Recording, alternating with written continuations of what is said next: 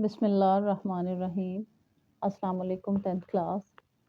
हाँ जी, हमने arts class का रियाज़ी शुरू किया हुआ था और इसकी एक्सरसाइज़ 1.1 हमने स्टार्ट की है और इसके क्वेश्चन 1 से लेके 8 तक हम कंप्लीट कर चुके हैं और आज का जो लेक्चर है वो क्वेश्चन नंबर 9 से लेके 14 तक कंप्लीट करने की कोशिश करूँगी इस लेक्चर में मैं। तो चलें पढ़ते हैं। क्वेश्चन नंबर 9 की जो टाइटल है 9 का टाइटल है वो क्या है? दिए गए नातक जुमलों को उनकी मुख्तसर तरीन शक्ल में तब्दील कीजिए। यानी हमने इसको सॉल्व करना है और सिंपलेस्ट फॉर्म में इसका आंसर लेके आना है, यानी मुख्तसर तरीन शक्ल। तो चलें देखते हैं क्वेश्चन नंबर 9 मैंने लिखा हुआ है।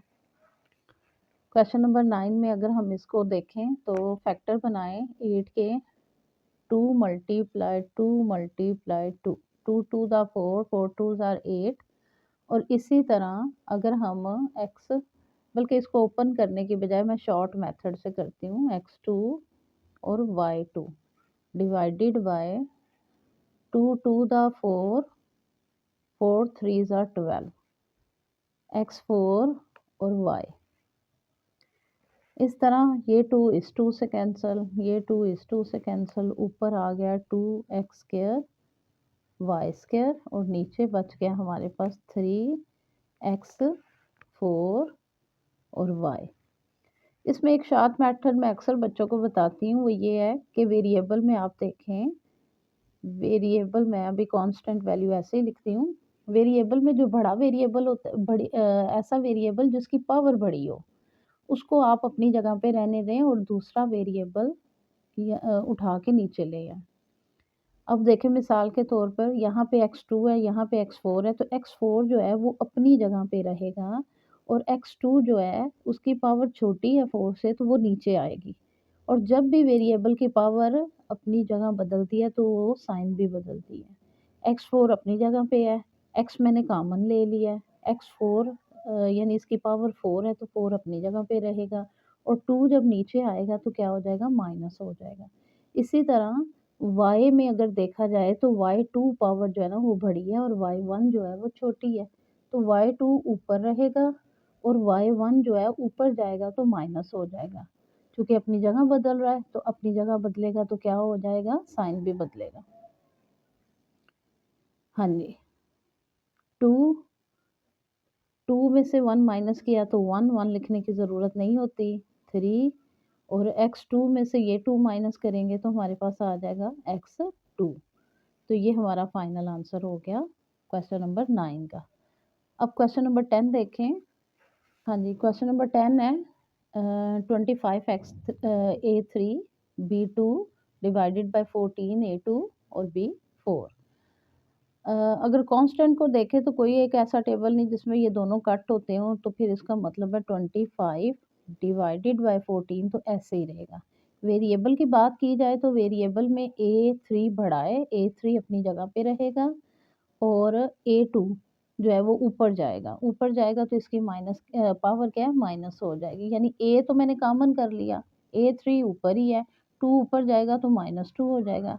इसी तरह b4 जो है वो बड़ी पावर वाला नीचे रहेगा और b2 इसकी पावर छोटी है तो इसकी पावर नीचे जाएगी तो क्या हो जाएगा, माइनस हो जाएगा। इस तरह 24 डिवाइडेड बाय 14 और a3 में से 2 माइनस करेंगे तो हमारे पास आ जाएगा a, b4 में से 2 माइनस करेंगे तो आ जाएगा b2। इस तरह हमारा ये एक शॉर्ट और मुख्तसर तरीन मेथड है जिससे हम क्वेश्चन को बड़ी आसानी से हल कर सकते हैं। हाँ जी, क्वेश्चन नंबर 11 देखते हैं। क्वेश्चन नंबर 11 को अगर देखा जाए तो ऊपर एक वैल्यू है लेकिन नीचे 2 मुख्तलिफ वैल्यूज़ आपस में क्या हो रही हैं, प्लस हो रही हैं। तो इसको किस तरह से करेंगे, ऊपर वाली वैल्यू ऐसे ही रहेगी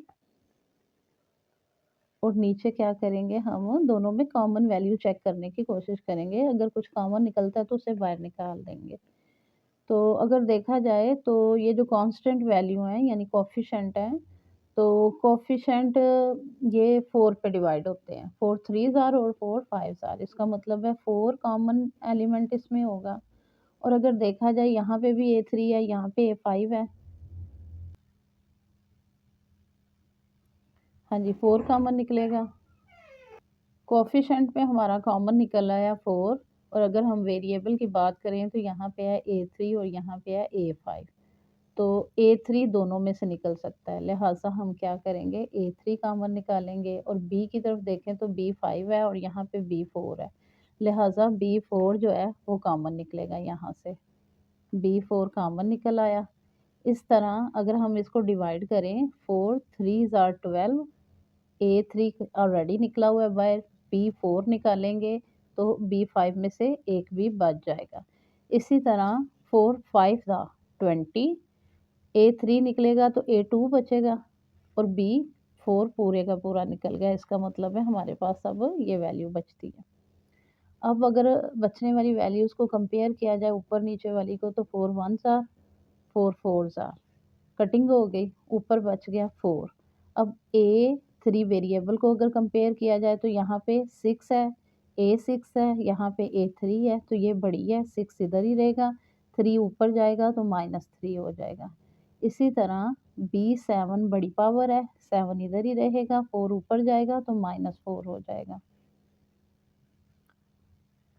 और डिवाइडेड बाय 3B + 5A2। अब अगर हम इसे देखें तो 4A 6 में से 3 माइनस करेंगे, 6 में से 3 माइनस करेंगे तो हमारे पास 3, 7 में से 4 माइनस करेंगे तो 3 यानी 4A3 B3 डिवाइडेड बाय अगर इसको अरेंज करें तो 5A² पहले आ जाएगा और प्लस 3B बाद में आएगा। तो इस तरह ये हमारा इसका फाइनल आंसर हो जाता है। हाँ जी, क्वेश्चन नंबर 12 है और क्वेश्चन नंबर 12 में हम वही क्वेश्चन नंबर 11 वाला मेथड रिपीट करेंगे। ऊपर वाली वैल्यू ऐसे ही लिखी जाएगी 18m x3 डिवाइडेड बाय, अब ये जो दो वैल्यूज़ हैं, अब क्वेश्चन नंबर 11 में दोनों वैल्यूज़ के दरमियान में प्लस था और यहाँ पे क्या है माइनस है, तो फ़र्क कुछ भी नहीं है, वही हमने काम करना है, हमने चेक करना है कि ये किस टेबल पे दोनों वर्ड आते हैं। तो 27 और 36 जो है वो 9 के टेबल में आ जाते हैं, तो इसका मतलब है 9 कॉमन निकलेगा।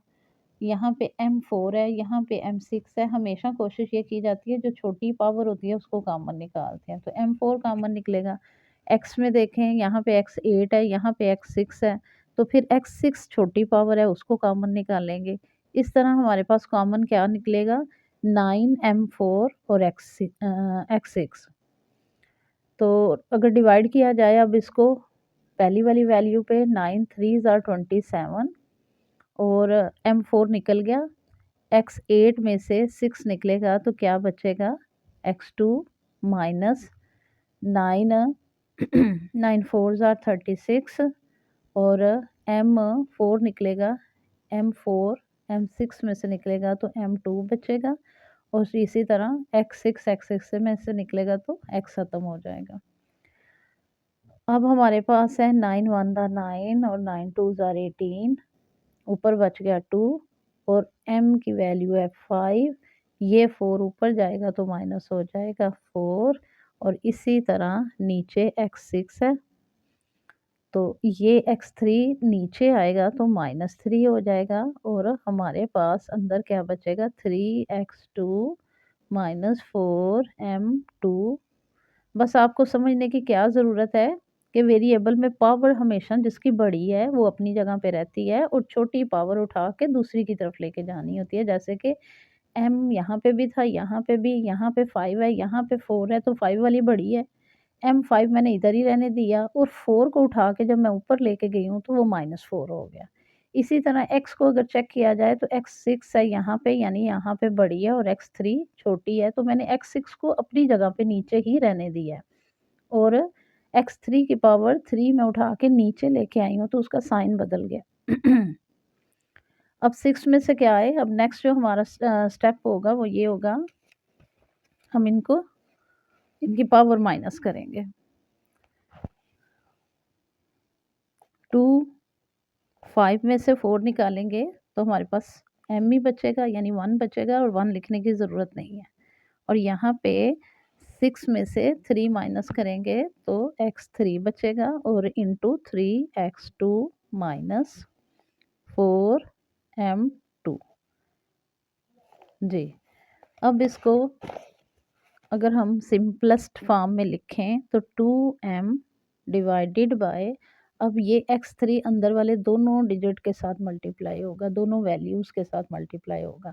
तो x3 को जब इससे मल्टीप्लाई किया तो 3x2 ये और 3 ये प्लस हो जाएगा। जब वेरिएबल आपस में मल्टीप्लाई होते हैं तो इनकी हमेशा पावर मल्टीप्लाई प्लस होती है। तो x3 को जब हम इससे मल्टीप्लाई करेंगे तो 4m2 अलहदा और x3 अलहदा, क्योंकि दो मुख्तलिफ वेरिएबल है। तो यही हमारा आंसर होगा इसका।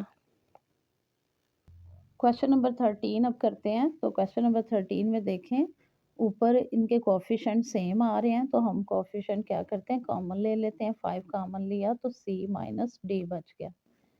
और अगर नीचे देखें तो नीचे हमारा एक फार्मूला अप्लाई हो रहा है, सी स्क्वायर माइनस डी स्क्वायर। तो जब दो वैल्यूज़ के दरमियान माइनस और दोनों के ऊपर स्क्वायर आया हो तो उसको क्या करते हैं, हम दो दफ़ा लिखते हैं। जैसे अब मैं फार्मूला अगर यहाँ पे डिफाइन करूँ तो a square minus b square is equal to a plus b and a minus b. यानी जो भी होगा, अगर दो वैल्यूज़ के दरमियान में माइनस हो और ऊपर स्क्वायर हो तो उसको एक दफ़ा हम प्लस में लिखते हैं और एक दफ़ा हम उसको माइनस में लिखते हैं।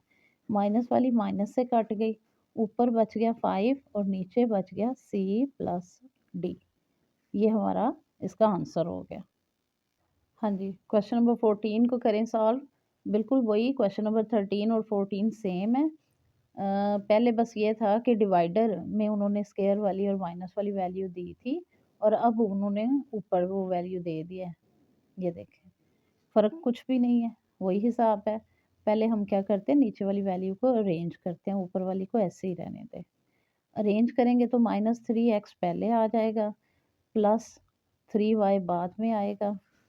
अब ऊपर अगर हम सॉल्व करें तो स्क्वायर की वजह से दो दफ़ा और माइनस की वजह से क्या होगा, एक दफ़ा ये प्लस में लिखी जाएगी और एक दफ़ा ये वैल्यू माइनस में लिखी जाएगी।